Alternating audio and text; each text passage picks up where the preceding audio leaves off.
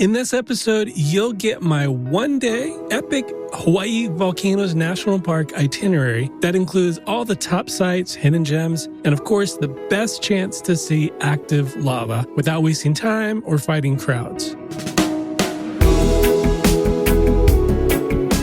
Aloha and welcome to Hawaii's Best. I'm Bryan Murphy, Hawaii destination expert and your personal guide to planning an unforgettable trip to Hawaii.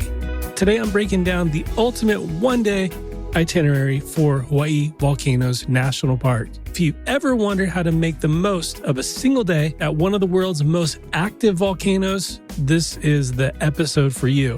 And by the end of today's episode, you'll know exactly how to plan for your day so you don't miss the highlights or hidden gems, and you'll get practical tips for timing, parking, and what to bring, plus a clear route that covers the best sites without feeling rushed. So my goal is to help you feel prepared, confident, and excited for your visit so you can focus on the experience, not the logistics. This episode was spurred by a recent one-on-one Hawaii vacation consult that I did. I was talking with the people who are going to go to Hawaii Volcanoes National Park. We were just talking through, and they had a lot of questions about some of the logistics, and I thought it'd be cool to put this in an episode for everyone. At the time of this recording, lava has been super active lately, and if you are planning a trip anytime soon to the Big Island, Hawaii Island, you're probably going to see some lava. When we were on Hawaii Island the last time, which was I think it was about a year and a half, maybe 2 years ago, it was just smoke. There was nothing to see. We were a little bummed, but I knew going into it that the volcanoes aren't always active with lava. Just kind of knew that. And there's some other things to do at the national park. And that's what I'm going to cover today. Obviously, lava is a huge draw, but if there isn't an active eruption, there's still plenty to do at the national park. Obviously, the main draw is Kilauea, which is the most active volcano on the planet. It's not just a dormant mountain. You look at it from a distance. This is a living, changing landscape, and you can actually see new land being created right in front of you, which is pretty cool. You'll have a good chance of seeing the lava glow from the Halema'uma'u crater. But the park isn't just about eruptions. It covers two massive volcanoes, Kilauea and Mauna Loa. The scenery shifts from barren lava fields to lush rainforests in a matter of minutes. You'll walk through steam vents, hike across craters that were lakes of lava just decades ago, and explore lava tubes that look like something out of a movie. There's also a deep connection to Hawaiian culture here. The land is considered sacred, and you'll see evidence of that in petroglyphs, the legends, and the respect locals have for Pele, the Hawaiian goddess of volcanoes and fire. If you want to get the most out of one single day at Hawaii Volcanoes National Park, you need to start early. So aim for arrival at 9 a.m. That's really the best way to avoid parking headaches and the midday crowds. The temperature can be cooler in the morning, which makes walking and hiking a lot more comfortable. Now, a lot of people stay on the west side, Kona side of the island, and the Hawaii Volcanoes National Park is all the way on the other side of the island. I'm talking about probably around a 2-hour drive from Kona to Hawaii Volcanoes National Park.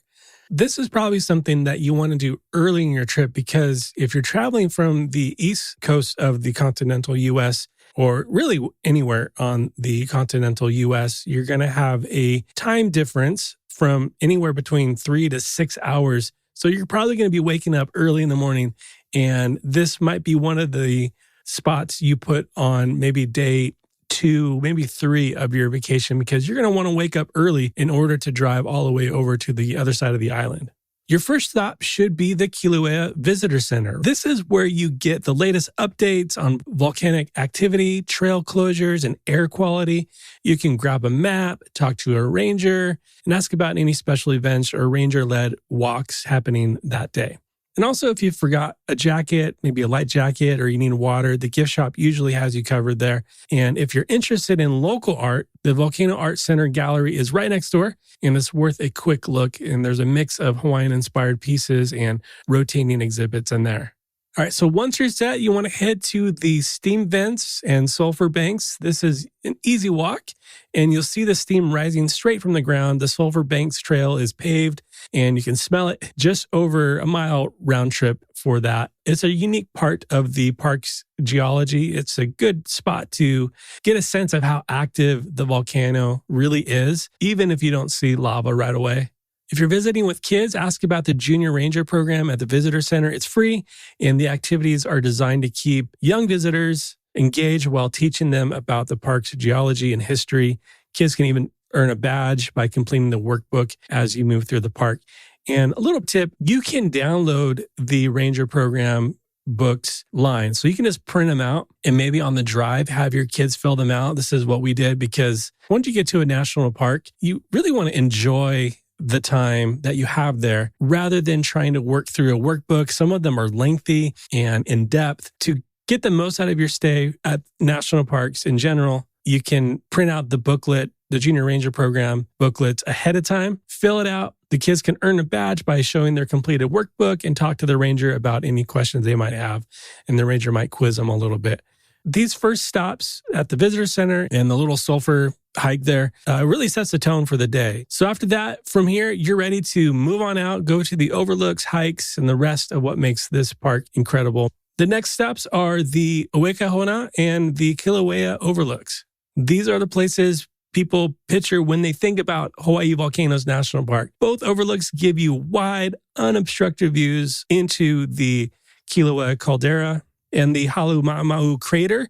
Like I mentioned, if you're visiting during June, this is the best spot that you have for seeing active lava. Owekahona is the highest point on the rim and has a clear line of sight, not just into the crater, but also out toward Mauna Loa. This spot is significant in Hawaiian culture. Native Hawaiians consider it a sacred place, and you'll often see offerings left here. It's a good reminder to be respectful and keep your voice down and stay on the marked paths. If you want to stretch your legs a bit, there's a short hike out to Keanaka'ako'i Crater from Old Crater Rim Drive. It's less than a mile round trip and gives you another angle of the caldera, plus a quieter experience away from the main crowds. All right, so after you've taken in the views, head to Nahuku, also known as the Thurston Lava Tube. This is a 600-foot tunnel formed by lava about 500 years ago. And the walk to the entrance takes you through dense rainforest with giant ferns and birds overhead. It's really a great way to cool off, especially if you've been out on the lookouts. Inside, the tube is dimly lit during the day, so you don't need a headlamp or anything like that. It's a short walk.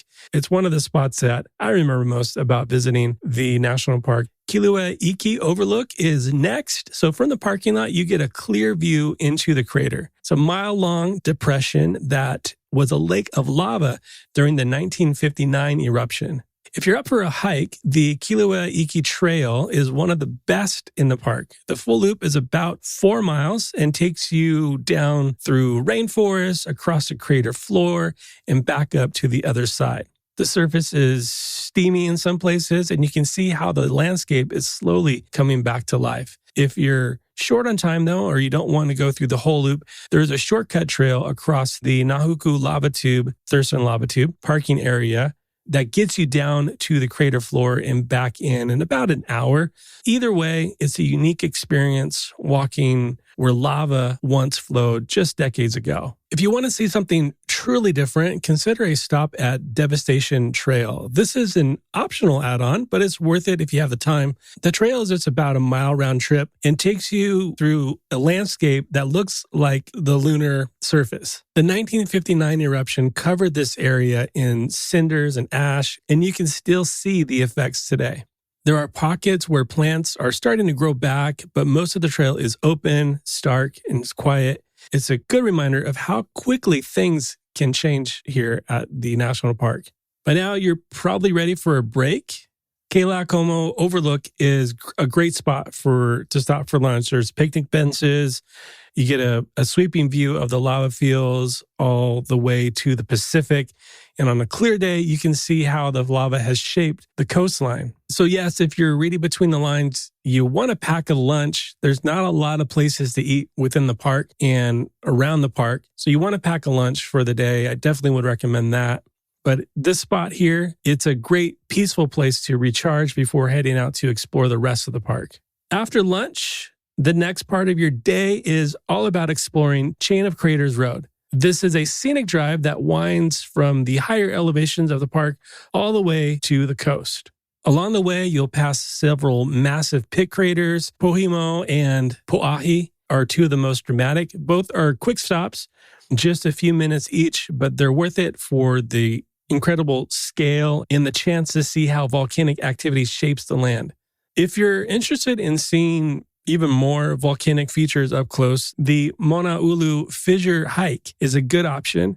It's more of a walk than a hike, really, and it takes you through an area that was covered by lava in the 1969 eruption. You'll see lava trees, and these are molds left behind where trees once stood. And you also see a variety of formations that show you just how dramatic this place is. The trail is marked with stacked rocks, and it's a straightforward out and back route. The Pu'uloa Petroglyphs Trail. This is optional if you have the time and energy, but it's worth it. The hike is about 2 miles round trip, mostly flat, but exposed to sun. And if you're thinking about the timing of this is after lunch, so it's probably going to be pretty hot out there. So make this an optional trip. But obviously, you want to make sure you have water with you, bring tons of water, have a hat, sunscreen, all that good stuff. But at the end of it, you'll find a boardwalk that loops around the largest petroglyph field in Hawaii. There are over 23,000 ancient carvings etched into the lava. It's a powerful reminder that people have lived and thrived here for centuries. Really, Chain of Craters Road is a highlight of the park because it gives you a front row seat to the ongoing story of Hawaii's volcanoes. Every stop along the road tells a different part of the story of the park. And the last stop on our itinerary is Hole Sea Arch. This is where Chain of Craters Road ends. The arch itself is right at the edge of the island where the lava cliffs meet the Pacific. It is about 90 feet tall, carved out by waves pounding against the old lava flow. It's easy to reach. Just park at the end of the road and walk a short distance to the viewpoint. The view is dramatic with the ocean stretching out and the black cliffs dropping straight down to the water. There are restrooms here, so this would be a good place to kind of regroup, go to the restroom before your way back. Before you head out, there are a few things that make a big difference in how your day goes and how you impact the park. First, pack your own food and plenty of water. Weather can change fast, so bring layers, a light jacket, even if it's sunny when you arrive. Respect is a big part of visiting Hawaii Volcanoes National Park. Some areas are sacred to Native Hawaiians, and you'll see offerings or signs asking you to stay on the trail. So please respect that. Don't move rocks, don't touch the petroglyphs, and don't take anything with you. And the same goes for wildlife. Keep your distance, especially from nene, the endangered Hawaiian goose you might see wandering near the roads or trails. Please obey the speed limits and drive with caution as you go about your day. So that's all I got for this one-day itinerary to Hawaii Volcanoes National Park. Man, it makes me want to go back so bad. And some of the things I missed last time I was there, I can't wait to go do. And I hope this time around that I get to see some active lava. Thank you so much for hanging out with me today. And until next time, as always, live with aloha. Mahalo for listening to Hawaii's Best. If you found today's episode helpful, make sure to hit follow on your podcast app so you don't miss future episodes. You can find all links and resources mentioned today in the show notes below. Hawaii's Best is produced by Shorebreak Media Group, edited by Easy Podcast Solutions, and with music by our friends Stick Figure.